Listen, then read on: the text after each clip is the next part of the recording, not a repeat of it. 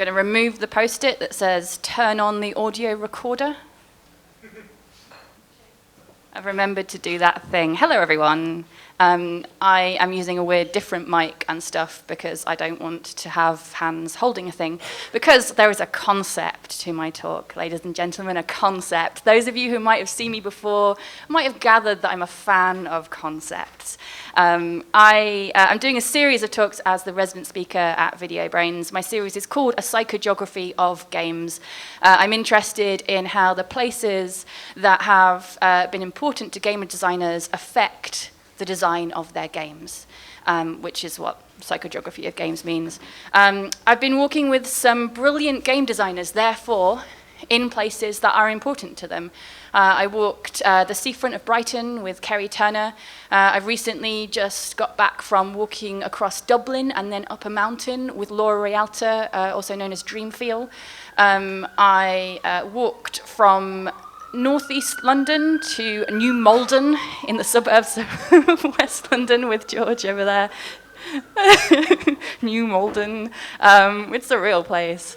And I can't remember some of the others. Oh, I did a pretend walk with Jake from Kentucky Route Zero, where we both went to a flea market on the same day, at the same time, and then bought things and posted them to one another, the same relative time, obviously, so that they were open.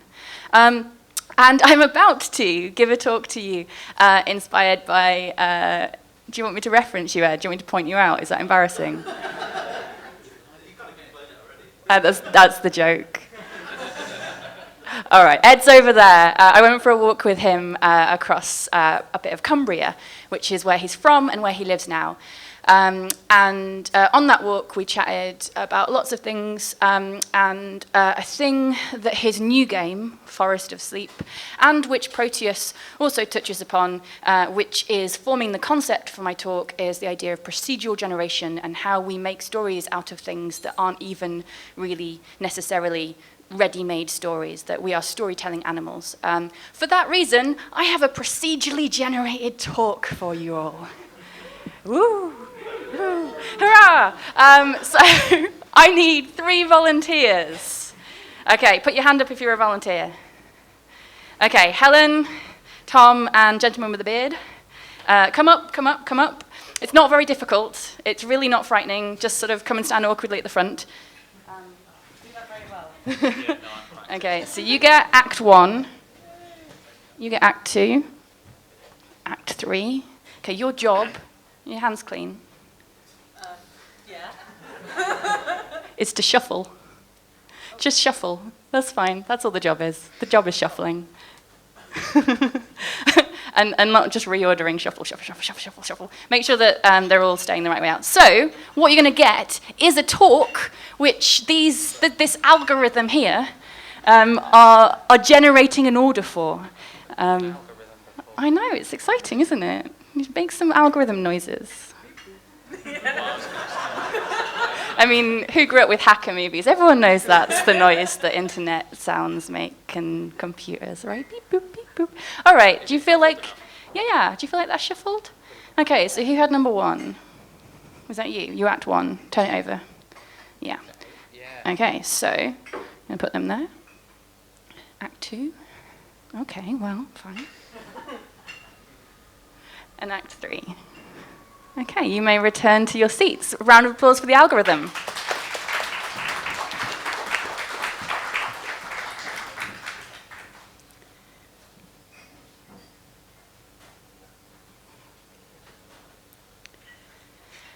As I walk, Ed wanders, both in feet and mind. As we talk, he will point out animals' names and pick plants, test things by eating them. He picks out a lot of edible plants, handing them to me to taste. I'm hesitant, which he says is actually a good thing. Sometimes he says he's just handing people interesting things to look at, but then they eat them, which is unideal. These are some of the things that Ed names during the 8 hours of walking. Alder, ash, hawthorn growing out of a hazel tree, water mint, sorrel, wild thyme, oak, rowan, soft rush, water pepper, bilberries, heather, hazelnuts, common spotted orchid, kidney vetch, bugle, wild strawberry, violets, witch's eyebrows, peat brown water, a baby grasshopper, buzzard, rough fell sheep polished wood, a long insect with whiffly antennas, bogs, fells, river, star moss, rain, cloud, bracken, and a small herd of cantankerous cows. I moved to London in March 2013. London is the first city that I've lived in, and I was skint. I lived in a tiny, expensive room in a mouse and cockroach-infected house in Lewisham with 4 others and no living room. I travel everywhere by bike, and therefore spend most of my time missing death by the width of London drivers' belligerence. I had moved thinking, I've got loads of friends in London, but it turns out that to get the bus to visit them takes longer than it did by train when I lived in the Midlands. In March 2013, I download a game called Proteus. For a little while, I play it at night before I go to sleep. I plug in my headphones and wander an island, soundtracked by my agency in the rain, sun, and under an indigo moon as I climb to the top of a mountain. At that time, I missed the routes I used to run along the River Soar. I was missing seeing spring grow by inch, bud, and fledgling. I missed horizons and stars. As I walked around that island in Proteus, there is something not too far from those things that I miss. For a moment, everything sits back, and I can breathe. While we walk, Ed explains that he doesn't like being thought of as the nature man. He says he doesn't mind the jokes, like he'll laugh along with them and stuff, but that he's more likely to be found sat in front of a computer for hours than foraging. He feels like everyone thinks, quote, Ed lives in the countryside and wanders around valleys and stuff. You know, I'm probably more likely to be sitting in my study, not going out the whole day or something. Ed does not help this statement, however, by halfway through getting distracted by a raven, and then rummaging in some brush before proffering me something to eat with the words, I don't know how keen you are to crack nuts with your teeth, but it's a young hazelnut. It tastes creamy. Ed grew up in Cumbria. He describes roaming through a little woodland around a big old house, making dens, walking with his parents. Their idea of a busy walk would be running into actually any other human being at all. He says, they don't like the crowds. I think if there's some deprivation in my upbringing, it's that I didn't get to go to the Lake District much. So we didn't go up Coniston Old Man or Scarfell or anything, but usually different routes around near where we lived or in the Yorkshire Dales. The family had computers. He grew up with a ZX81, a ZX Spectrum, and then at secondary school he was interested in science, maths and languages. At university he applied to study AI and computer science, and the book that got him interested in AI was a book by Stephen Levy about simulated bird flocking and AI bacterial growth. Around the time he graduated, that was a really neat link, Ed discovered that you could get work in video games. So he took his computer science degree and worked for a series of studios in places like London and Portsmouth while his partner Tamsin trained to be a lawyer. He describes punishing hours, terrible management practices, but also a kind of camaraderie with fellow developers. The first game he made independently was a hexagonal island building game. Shortly after that, he got interested in procedural generation via a game jam, and around 2006, he started playing around with developer Alex May on what was the beginning of Proteus. He says, Alex made a terrain renderer and I made a terrain generator, and we put them together and had some 3D terrain. And then it was like, what can you do with this? We planned the walk the night before. In the months running up to it, Ed has sent me the occasional email with new ideas he has for a route each time. We've planned to walk in August, hoping that will mean good weather, but who are you kidding? This is England, it rains. The night before, Ed spreads out an OS map on the table. Still undecided, he points out wild swimming spots, walks he went on with his parents when he was a kid, and places he'd like to explore but hasn't been yet. Jack, a black and white cat, sits on top and bats at Ed's finger every time he places it on the map. In the end, we go along Borrow Beck in Borrowdale. Borrowdale, Ed explains, is from the Old Norse, meaning valley with a fort. The walk doesn't look that far on a map. By the end of it, my Garmin watch shows 8 hours and 8 minutes of time passed. 16 kilometers of distance traveled. 5 of the 8 hours were spent getting very rained on. We do 708 meters of climbing, and I record 1,342 calories of energy spent.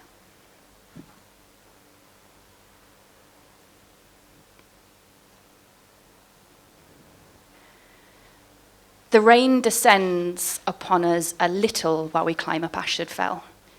Ed has been aiming for a shepherding hut that he's heard of, thinking that we can sit in it and cook lunch. It's not how I imagined this shepherding hut, but what I imagined was largely informed by fairy tales and Terry Pratchett's Tiffany Aching books.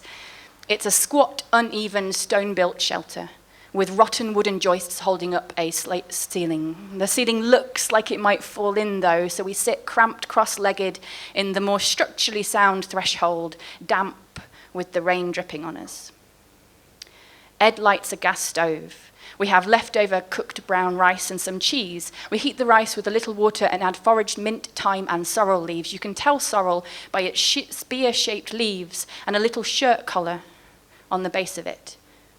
We add strong local cheddar to the rice mix, melted and hot. Sorrel tastes like lemon. Lemon mint cheese is what it tastes like.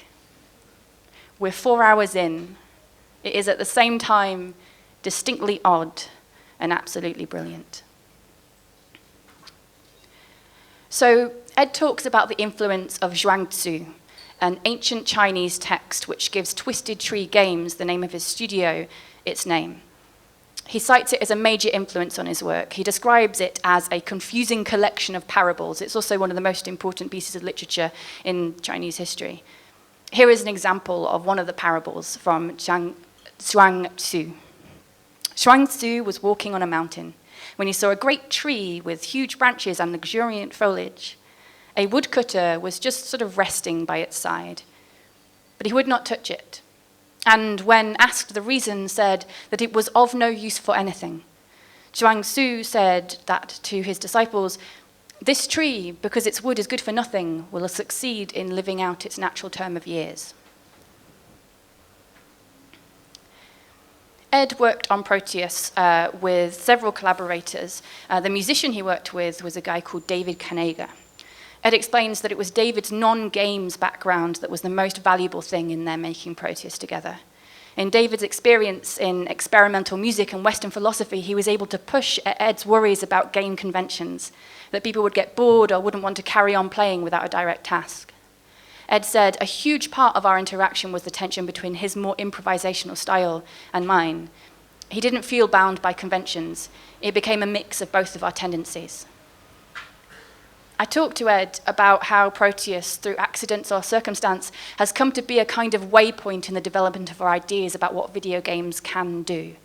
I asked him if he felt like he and David were going against the grain, that they were breaking new ground. Ed says that David was a key part of that shift, that originally the game was more Zelda-ish. He says that it was a thing of going to a place and doing a little job for someone, a kind of wander between two places, quest-driven. But in getting David on board to do music, not just background music, but reactive music, in bringing him in as a collaborator, the game shifted.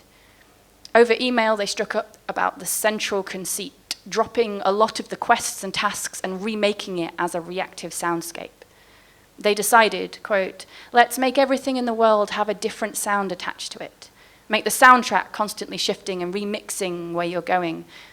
That was the stage one of a lot of other stuff falling away. We added day and night and the seasons and creatures, but sticking to those same principles. We scrambled 200 meters up Ashted's Fell through a fire break in some spruce. I call it pine, but Ed corrects me. We climb up through heather, nicely, he corrects me nicely.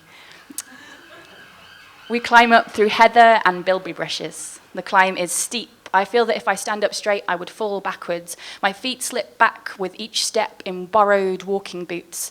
I grasp the brush gently as I climb upwards, nervous that it will come away, and then after a little while as a kind of embrace.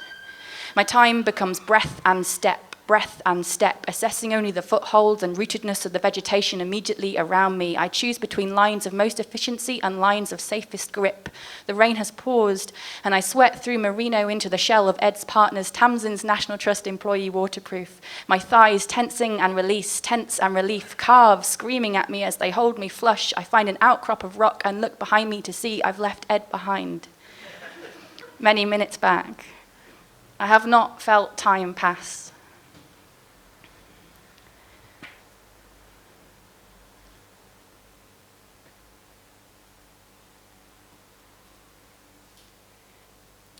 Summer on the high plateau can be delectable as honey. It can also be a roaring scourge. To those who love the place, both are good, since both are a part of its essential nature. And it is to know its essential nature that I am seeking here. To know, that is, with the knowledge that is a process of living. This is not done easily nor in an hour. It is a tale too slow for the impatience of our age, not of immediate enough import for its desperate problems. Yet it has its own rare value. It is, for one thing, a corrective of glib assessment. One never quite knows the mountain, nor oneself in relation to it. However often I walk on them, these hills hold astonishment for me. There is no getting accustomed to them.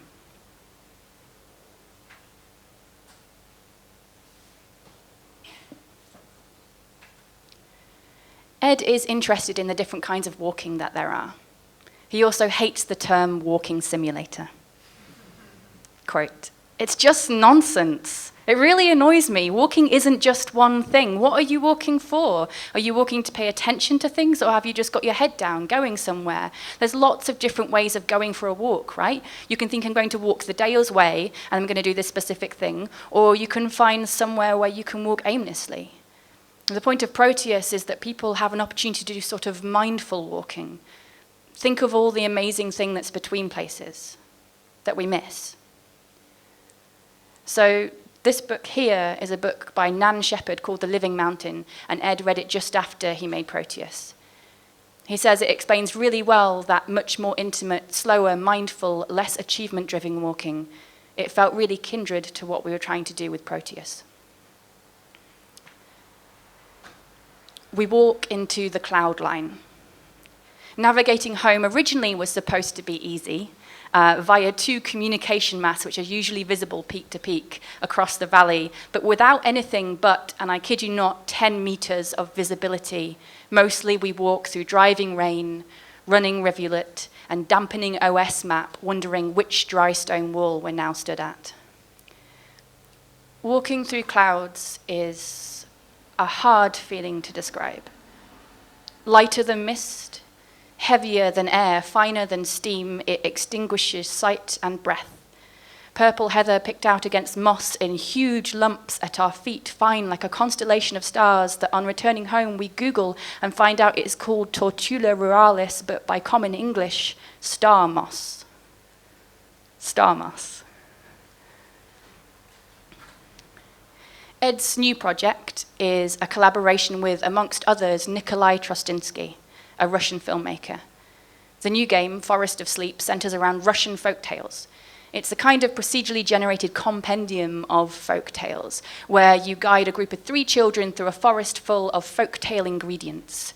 Featuring no speech or text, the players add visual clues, characters, and items together to produce stories. Nikolai and Ed are interested in exploring the landscape of storytelling. Ed says, Proteus had this kind of arc going through it with the seasons. So if you're bored, then you'll naturally gravitate to the next thing. You're sort of creating your own pacing.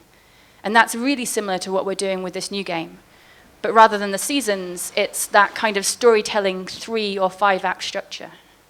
This is a 3-act structure.